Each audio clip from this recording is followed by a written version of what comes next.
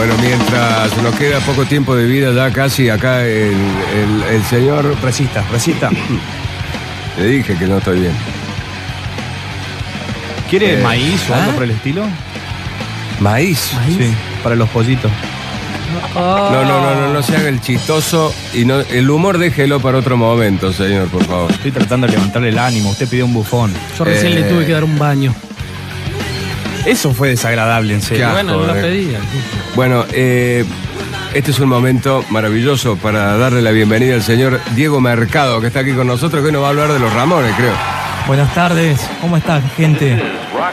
Uy, ya me gustó la cortina. ¿Le gusta la cortina? Sí. Pregunto, ¿hay tiempo? Sí. Mire, tiene 20 minutos para desarrollar lo que usted quiera. Excelente, entonces. Comencemos. Si yo les doy estos nombres: John Cumming, Jeffrey Hyman, Douglas Colvin, Mark Bell, seguramente no le dicen nada. En cambio, si comienzo de esta manera: Joy, Johnny, Marky, Tommy, Didi, Richie, CJ. Dejo pistas, ¿verdad? Totalmente. Ramones. Nuestros antihéroes favoritos, reales y legendarios. Me gusta pensar a la banda, seguramente me ganaré la puteada de algún punky, en términos o la idea de la Cenicienta del rock. 4 muchachos desplazados del barrio de Forest Hill, Nueva York, llegaron pero de un modo quizás no hicieron el recorrido común de las bandas. Comencemos ubicándonos en 1974. La génesis de la agrupación los ubica a ellos, por ejemplo, en el caso de Didi y Johnny, laburando, ¿dónde, señores? En una obra en construcción. Joy haciendo a la vez de baterista en bandas, en grupos, en un artista pop que no recuerdo el nombre en este momento, y Tommy haciendo de ingeniero en un estudio de grabación donde pasó un tal Jimi Hendrix. Quiso la suerte, o vaya a saber qué, que estos 4 componentes se reunieran. Y los orígenes del grupo los tiene en formación de trío, con Joy Ramón en batería, Didi haciendo la vez, bajo y voz, y por supuesto, completando la formación, Tommy era una suerte de management sin proponérselo. Y bueno, y Johnny ya por aquel entonces guitarrista de la banda. Quiero contar algo que me parece que es la bisagra o es el espíritu de la banda. Estos muchachos imposibilitados, nunca fueron virtuosos, imposibilitados a recrear covers, canciones de otra gente, empezaron a generar un repertorio propio. Y fue así como poco a poco y ensayo a ensayo iba tomando forma el cancionero ramonero. Y con un sonido desprovisto de todas las señales del blues en el rock and roll. Y también pesó mucho la música surf.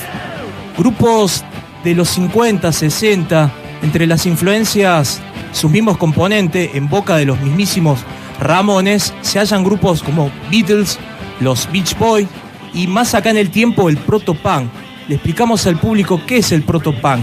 Proto significa antes de, estamos hablando antes del punk, con nombres como New York Dolls y un grande en la guitarra como el señor Johnny Thunders, Iggy Pop and the Stooges, Television, grupos que a la vez eran una suerte de réplica, y quisiera que compartas tu parecer, deudores del Bowie Glam. No sé si compartís mi visión. Sí, totalmente. Yo creo que el público que está del otro lado tiene como los Ramones esa mezcla, esa cuestión totalmente extraña de esos desafíos grandes que tenían los Bowie, los Mark Bolan. Sí, esos riffs muy al estilo Mick Ronson, ¿verdad?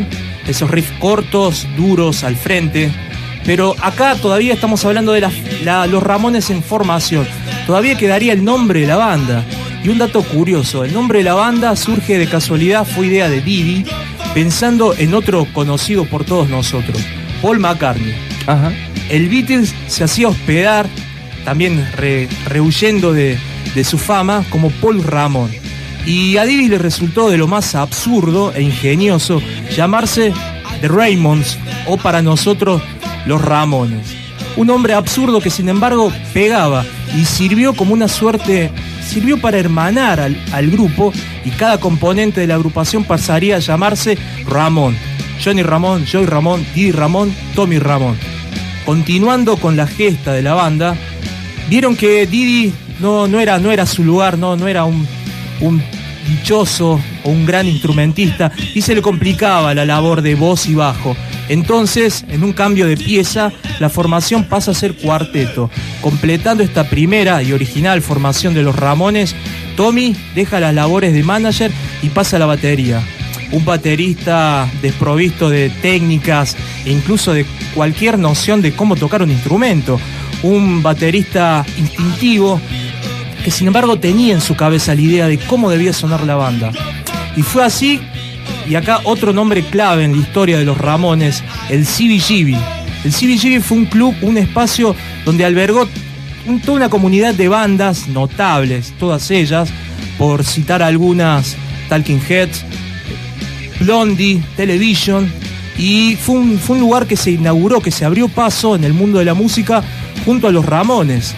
Cuentan las crónicas de la época que la primera actuación de los Ramones fue con 4 o 5 personas, amigos de la banda y personas que juraron no ser más amigos de los Ramones por lo espantoso que sonaban en vivo.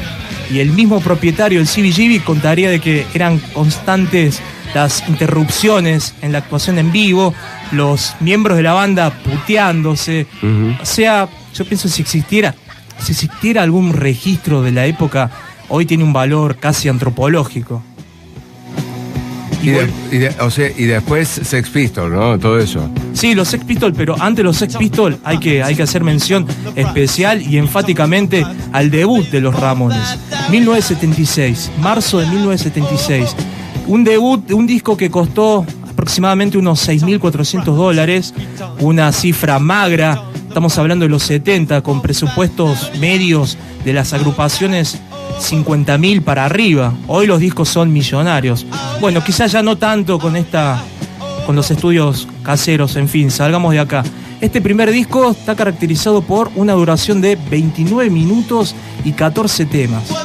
Pensemos que en los 70, 29 minutos tranquilamente podían tratarse eran 3 temas de 2 Queen, canciones claro, de Pink Floyd. De sí, Queen, claro, sí. 2 temas de Queen. Y 2 palabras definen a este debut discográfico de la banda. Una es brevedad y la otra es pureza. Realmente sonaban como una banda de garage, una banda de forajidos tocando el rock que ellos sentían. De hecho, yo creo que después, con el tiempo y declaraciones al medio, y esto es una interpretación mía y a título personal me hago cargo, la visión que ellos tenían del rock era como una visión evangelizadora.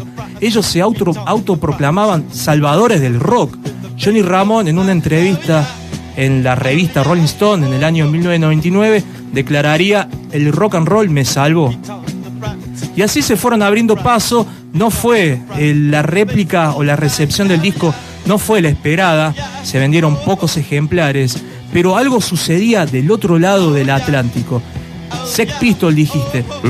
Cuenta también las crónicas de aquel tiempo que por entonces se estaba dando un fenómeno raro, que un grupo ignoto de Estados Unidos, sin prensa, sin difusión en las radios, porque eran rechazados y lo fueron a lo largo de su dilatada carrera. Vendían aproximadamente 300 copias de aquel primer disco por día. Y eso se confirmaría con la primer gira de la banda por el Reino Unido, donde, digamos, congrega a las huestes de aquella segunda o primera oleada del punk.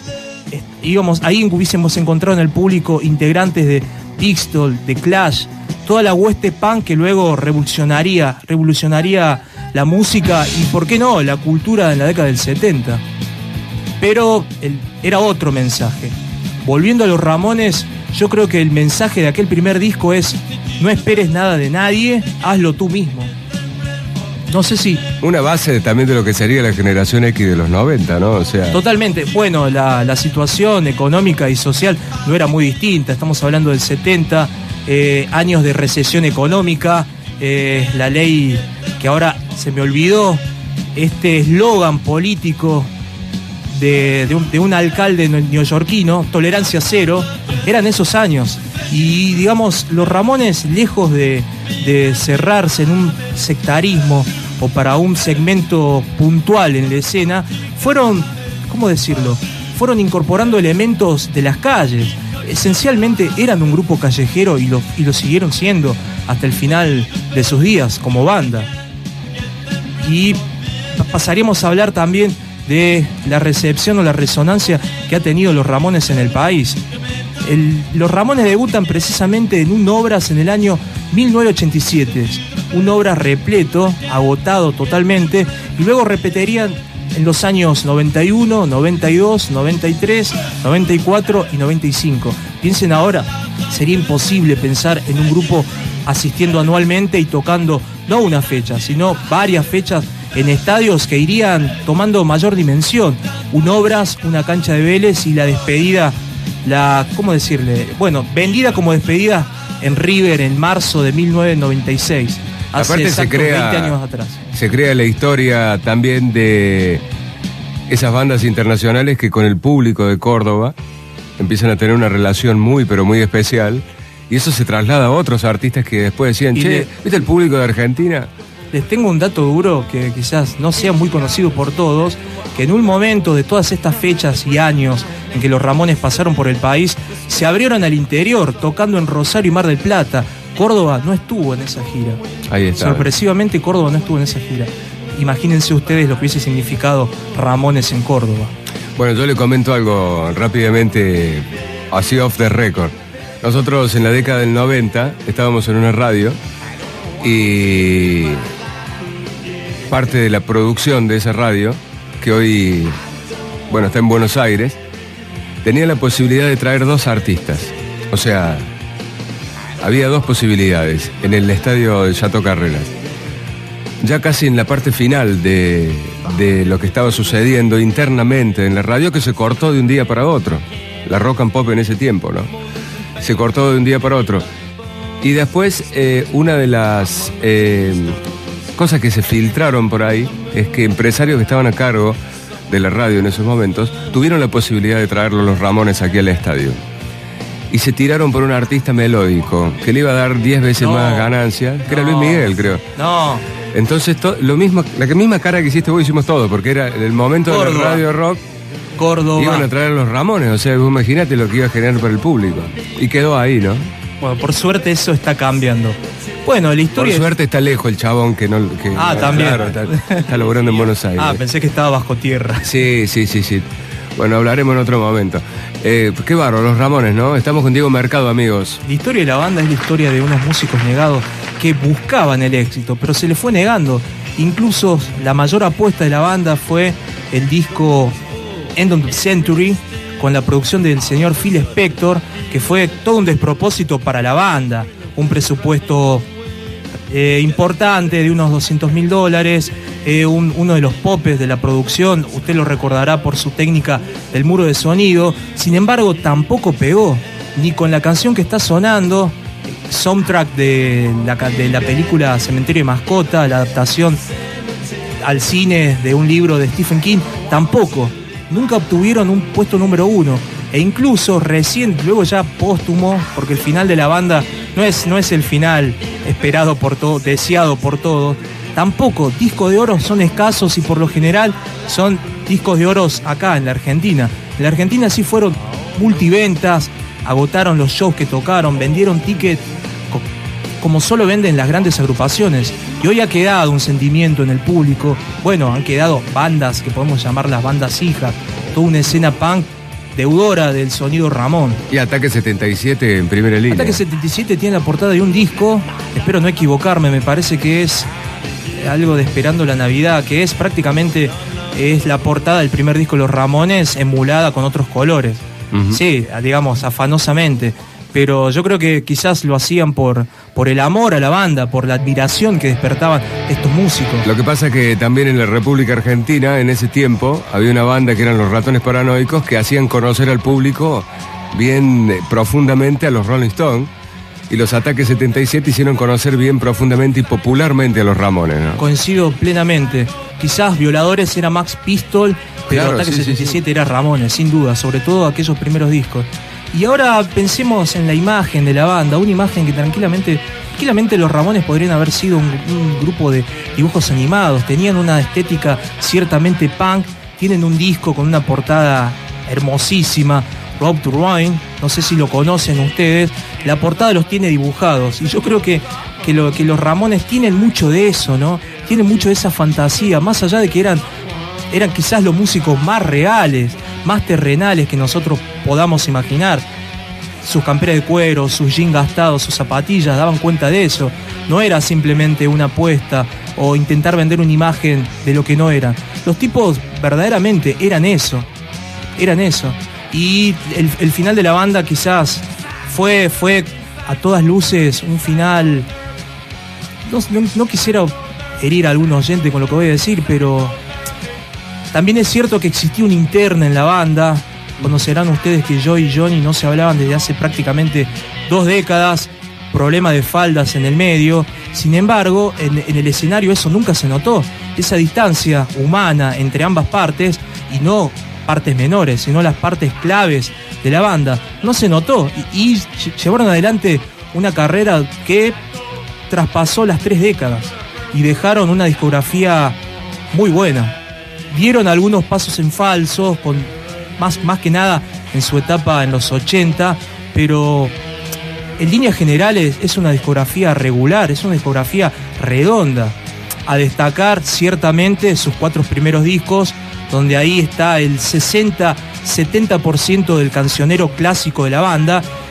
Y esto también a título personal y en nombre de un amigo, ramonero fiel, me dice que recomiende sus 3 últimos discos de estudio, quitando del medio un disco de covers del año 93. Esos 3 últimos discos de estudio son Brain Drain, Mundo Bizarro y Adiós Amigos.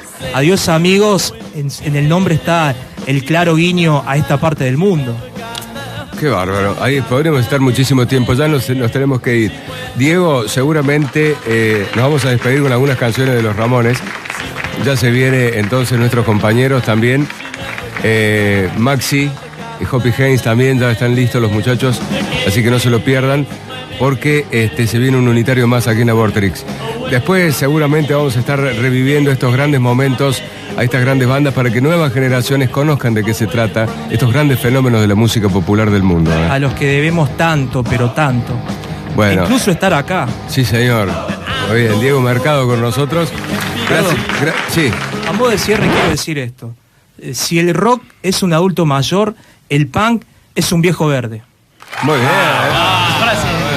Nos vamos, mañana regresamos a las 16 horas. Mañana está lo de Paul McCartney, no se lo pierdan. Paul McCartney. Sí, atención mañana. A la foto. Bueno, gracias a todos. Ya se viene entonces Maxi Audicio y Hoppy Haynes, no se lo pierdan en la Vorterix en el 90.3.